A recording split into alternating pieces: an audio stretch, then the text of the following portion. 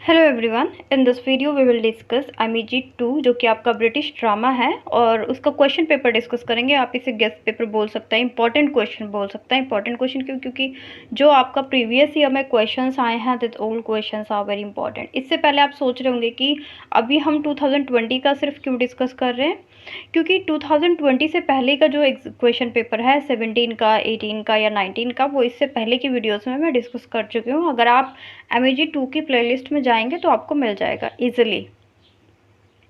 बात करते हैं पेपर के पैटर्न की। तो इसको हमने पहले भी डिस्कस किया हुआ है कि पेपर का पैटर्न कैसा आता है कि क्वेश्चन नंबर जो 1 है वो कंपलसरी है और बाकी जो रेस्ट ऑफ क्वेश्चंस है उसमें से कोई भी 4 क्वेश्चन हमें अटेम्प्ट करना पड़ता है अगर आप एग्ज़ाम देने जा रहे हैं। तो जो क्वेश्चन नंबर 1 है वो होता है आपका जितने भी ड्रामाज हैं, ड्रामाज की लाइन को दे दिया जाता है और उसको एक आरटीसी की फॉर्म में आता है और उसके आपको आंसर्स लिखने पड़ते हैं।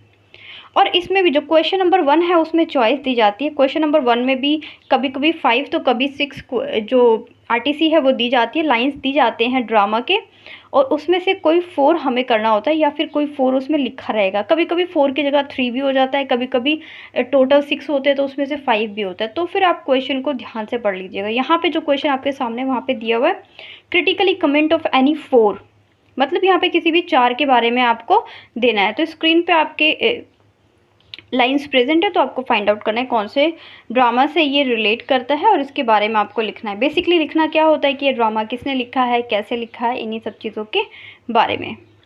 नेक्स्ट इसका बी पार्ट है, उसमें ज़्यादा फाइंड आउट करने की ज़रूरत नहीं है क्योंकि फोस्टेस वर्ड आ गया। फोस्टेस का मतलब है कि डॉक्टर फोस्टेस से ये क्वेश्चन आया हुआ है। ये जो लाइन्स है ये डॉक्टर फोस्टेस से आई हुई हैं। जो सी पार्ट है उसमें देखिए सी पार्ट क्या बता रहा है, आई राइट बुक्स। ये जो सी पार्ट है इसकी भी लाइन से जब आप पढ़ेंगे तो आपको पहले तो जब आप सारे ड्रामास कंप्लीट करेंगे तब आपको इन लाइंस में आप बहुत इजीली फाइंड आउट कर सकते हैं कि ये लाइंस कहाँ से दी गई हैं। इसका डी पार्ट है, डी पार्ट भी यहाँ पे दिया हुआ है, देन ई पार्ट है। तो इस तरीके से ये 5 हैं, 5 में से कोई भी 4 आपको अटेम्प्ट करने हैं। ये 20 मार्क्स का है तो 20 मार्क्स के अकॉर्डिंग आपको 4 लिखने हैं। तो ऐसा नहीं है कि एक ही पे आप लिखना शुरू बढ़ गए कि आपको फोस्टेस का क्वेश्चन आता है तो आप 4 पेज फोस्टेस पे लिखेंगे। आपकी जो टोटल नंबर ऑफ सीट है, एग्जाम्पल के लिए अगर 30 पेजेस की सीट है तो उसको आप 5 क्वेश्चन में डिवाइड कर कीजिए। एक आंसर के लिए आपको 6 पेज मिले हैं। अब जो आंसर 1 है इसके लिए भी आपको 6 पेज मिले हैं और उसमें से आपको 4 अटेम्प्ट करने हैं। तो 1.5 पेज का हार्डली आपको पड़ेगा कोई भी एक, जो ये ABCD ये दिए हुए हैं ये।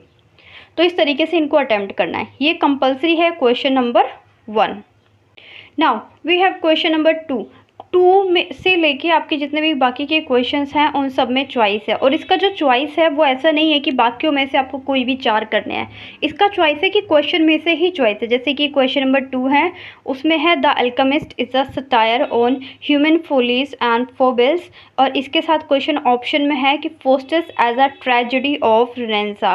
मतलब इन दोनों में से एक करना है, कोई भी एक आप कर सकते हैं, जैसे कि मैंने यहाँ पे अलग पेन से हाईलाइट भी किया हुआ है।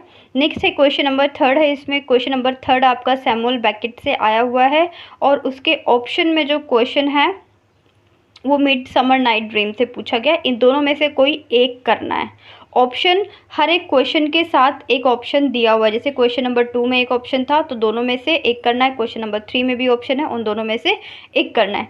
नेक्स्ट क्वेश्चन है क्वेश्चन नंबर 4। क्वेश्चन नंबर 4 आपका हैमलेट से आया हुआ है। हैमलेट सोलोलिकी से पूछा गया है, कंट्रीब्यूशन पूछा है इसका, तो ये आपको बताना है। उसके बाद क्वेश्चन नंबर 4 जो है उसके ऑप्शन में क्वेश्चन आया हुआ है प्ले बॉय से, the play boy of the western world. या तो आप इसका आंसर दे दीजिए या फिर आप आंसर देंगे हैमलेट का। इन दोनों में से किसी भी एक क्वेश्चन को अटेम्प्ट करना है।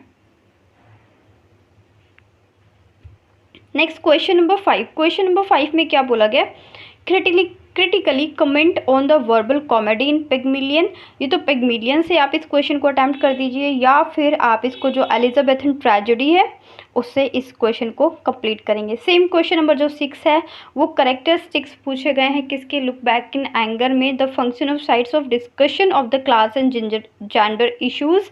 और ये जो क्वेश्चन है लुक बैक इन एंगर, हमेशा इसमें यही पूछा जाता है या तो कभी कभी फेमिनिस्ट पर्सपेक्टिव पूछ लिया जाता है, एलिसन का एग्जांपल देके कभी कभी इसके अंदर जेंडर इश्यूज़ को पूछ लिया जाता है, क्लास डिफरेंस को पूछ लिया जाता है, हाई सोसाइटी और लो सोसाइटी को पूछ लिया जाता है।